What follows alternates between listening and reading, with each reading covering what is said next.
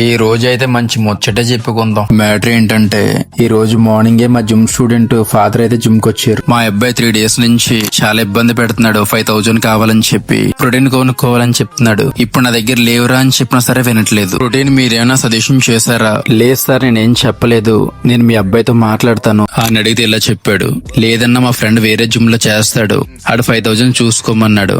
Online లో offer లో ఏదో ప్రోటీన్ వచ్చిందంట, అది తాగితే గనక తొందరగా బాడీ వస్తుందని చెప్పాడు. నేను బిగినర్స్ చెప్పేది ఒక్కటే, ఫస్ట్ ఆఫ్ ఆల్ మీరు ఫుడ్ మీద బేస్ అవ్వండి. అంతేగాని ఆడి చెప్పాడని చెప్పి ఈడి చెప్పాడని చెప్పి తెలిసి తెలియని ప్రోటీన్స్ అసలు యూజ్ చేయొద్దు.